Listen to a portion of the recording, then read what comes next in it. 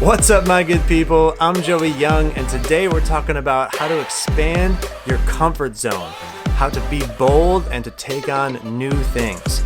You know, my wife told me an interesting story the other day. She's a nurse and she works with a lot of little babies with congenital heart diseases. And so often these little babies, they go in for surgery to fix their hearts when they're, younger than a month old. It's really quite sad. And often after these surgeries, they can spend days with an open chest. So that the doctors can access their heart if there's further issues. And to me, it's actually incredible that a 2-week-old baby can lie with its chest open to the air for days. I mean, that's nothing less than a medical miracle to me.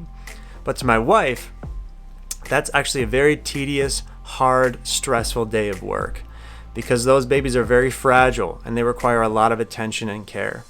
And when she first started out being a nurse, it was very tough for her to feel confident in those situations. She felt a lot of anxiety on those shifts that she worked because these babies were so fragile.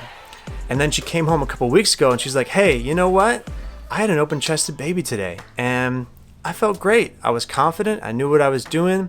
I got the job done. And you know what's interesting about that in terms of her comfort zone is it wasn't that the baby's needs changed or her skill level changed. I mean, though it did. She has increased in skill. But the difference was with her confidence in that situation was actually her comfort zone. She intentionally built up a resilience to that situation by choosing to engage with it over and over again. And now she's able to engage with that open-chested baby, knowing that she's going to do a good job, the best job that she absolutely can.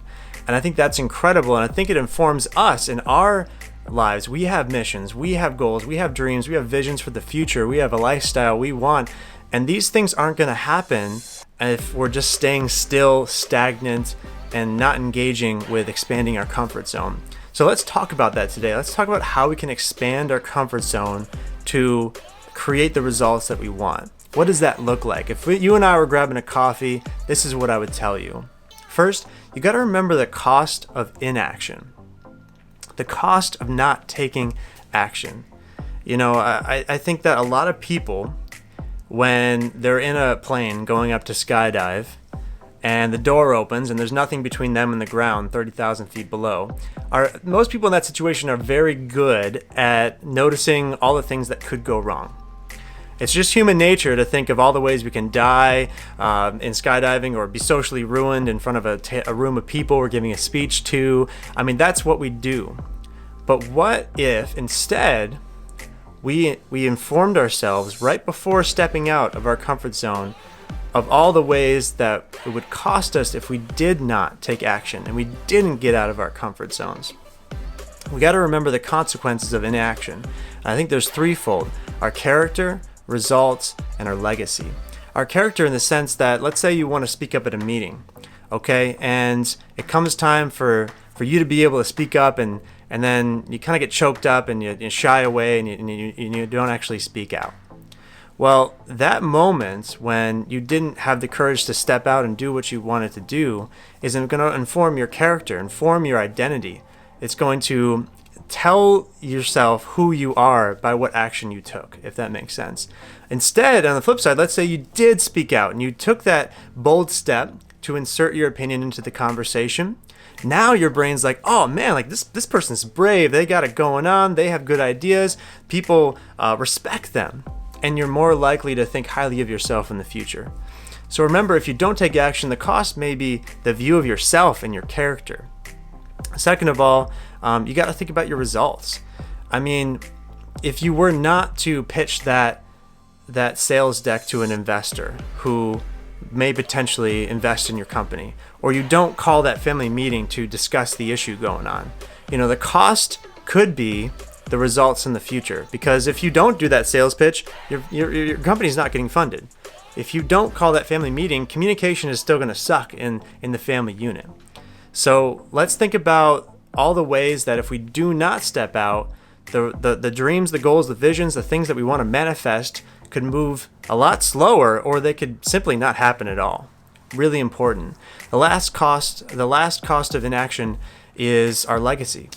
And this is just thinking about, what do you want people to remember when they think of you? What do you want them to talk about at your eulogy when you pass away? Because at the end of the day, our legacy is just a collection of all the little tiny decisions we made throughout our lives. Millions of micro decisions, some big, some small, some massive in their scope and reach, some inconsequential, but our legacy is just what we've decided to make of ourselves and what we decided to do with our lives. It's those moments when we decided to step out and expand our comfort zone, or those moments where we decided to shy away. What values, what principles, what virtues do you want people to speak about at the end of your life? That could be the cost of inaction. Really important stuff to think about. So don't forget, when you're about to step into a situation where you're going to be tested, don't just allow your brain to flood with all the things, all the ways you could die and all the ways that you could lose your social standing and be embarrassed and fail. Bring in that situation a sense of confidence and a sense of assuredness that there is a cost that is greater to not taking action than there is one to taking action. So that's really important. And you got to remember, second point, the people who matter are cheering you on. Here's the thing, the people who actually have weight in your life and who should be important to you are the ones who are going to be supporting you in going outside your comfort zone. So if you're the kind of person who worries about what other people think, I want to give you permission to let go of the opinions of people who don't care about you being happy, healthy, and whole.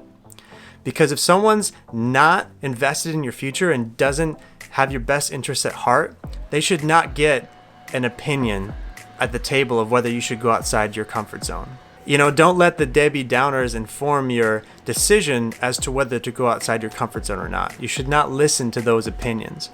However, of course, if someone does have your best interests at heart and they do care about you and they approach you with a tweak to your strategy because they think you might have missed something, or they have some constructive criticism that'll help you, or maybe they just care about your character and they see a situation where you might be compromising on your values, you should listen to those. Those are important things to care about. Don't be blind to reality. But just remember that those who matter don't mind, and those who mind don't matter. That's one of my favorite quotes from Dr. Seuss. You should not be stopping yourself from going outside of your comfort zone just for the opinions of a few negative people. Really, really important. Third point for you today about expanding your comfort zones is just to remember that the world needs what you have to give. The world needs what you have to offer. I mean, how many unwritten books, unspoken words of encouragement have drifted into oblivion in the history of the world? I think there's too many.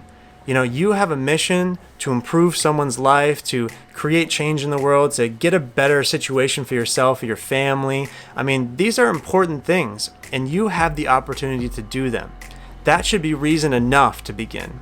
You should not need any other permission besides the fact that you have a vision of unleashing joy and a better future on the world. There should be no other permission that you require to start that journey. I mean, think about how ridiculous the idea of Martin Luther King not delivering his "I have a dream" speech because he had stage fright.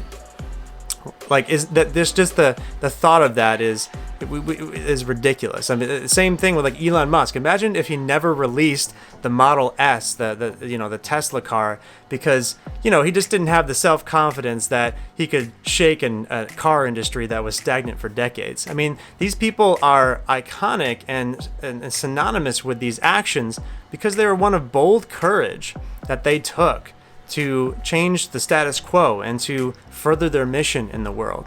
And you have something you want to do. You have a goal, a dream, you have something you want to accomplish. You're going to need to step outside your comfort zone to accomplish these things. And just the fact that you want to create a better world should be permission enough to start. So remember that the world needs what you have to give. And don't hesitate to begin and to start and to just do that. So my friend, whatever it is, you need to decide to take action today to go outside your comfort zone.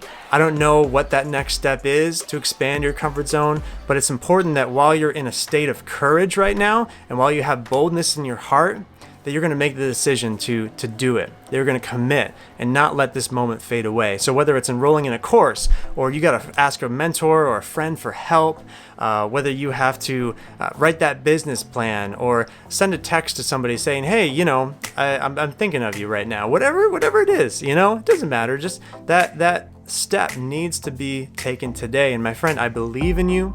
I want you to do this. I have your best interests at heart, and I can't wait to hear the stories of how you expand your comfort zone, improve your life, improve the lives of those around you. Go at it, have courage, and I'll see you in the next video. Thank you so much for watching. As always, it's my mission to give you tools that help you hit your goals and improve your life. It's an honor to be a part of your journey. Hey, do me a favor too and smash that like button on this video. I would so appreciate it. And let me know your thoughts in the comments below. I'll see you next time.